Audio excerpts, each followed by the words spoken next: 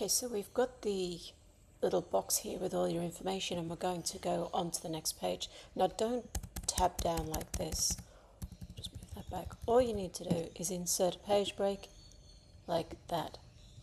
And that goes smooth on, which means that anything up here won't transfer and push this down. So, you know, sometimes if you go on to the next page by just tabbing down, when you add something to the previous page, it pushes this information down. So insert the page break, and this means that it will always start at the top. Now in this section, what we're going to do is we're going to put some page numbers. Now when you use pages, it's quite easy. You can just click the top, or you can click the footer area, and you'll see it comes up automatically with insert page number. Now I'm using the APA 7 style, which is used in many business schools and different courses, so we'll use that one, and I'm using it. In this case, it goes into the top. Now when we insert the page number, it gives you some choices. I don't mind page 2 of 2 showing. Again, it depends on what the rules are, the style guide for your business or your college, university. So we'll do page 2 of 2 for this one. Now if you want, you can underline it and other things. Now, but what we don't want to do is we don't want it showing on the cover page. So to remove that, it's pretty simple. We just go into the document page here, and you can see it's got different settings, okay? And we can go into section, and we can hide first page of section, so we don't need to see it. And now if we go up, we can see it's gone. So it's quite simple. Into the section, so document, section, hide on first page, and you can change the settings for this if we're using different section breaks, but we're not going to do that for this video. It's just a nice simple page numbers in the top, and from there we go to format. Now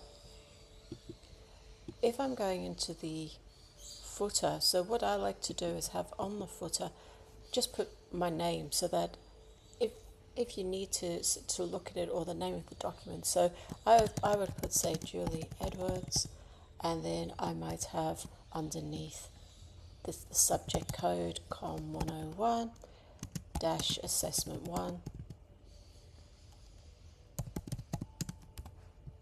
and that's nice and easily done. Now again, just check, see, because we did that, it's not on every other page, because the cover page should only have cover information. Okay, so we've got our heading, and we've got a footer. If you want to put the date in, you can put the date in as well. You can also put lines above here if you want, but for the purpose of this we won't. So I'm just going to go back into format again. Now if we're looking at this and we want to change the style, we can just put a highlight across and change it, or we can go into the header footing settings. Now this is quite good because you can change it for every page. So if your style guide means that you have to do, say, Arial, for instance, you can have for the header and footer style Arial. Now you might want to make it an 11 or a 10 in the footer. You might not want it to be so large. You might want it to be bold, so you can do that. And you might change the text color if you wish. And then you can see there's a number of colors, or you can go into here and you pick all sorts, pick the different ranges of colors. You can even match colors with the little thing there. So what we're going to do though is we're going to leave Arial bold 10 point, and we'll leave it in black. Now over here we press update, and that means that all header and footer paragraphs will now be Arial, and it's done. Nice and simple. And you can see it's done that for the page number as well. But this has been left the same as we started with. Okay, so nice and simple, the format section, and we're going to come back to the body of this shortly, but we've got the borders, now we've got our header and footer styles set.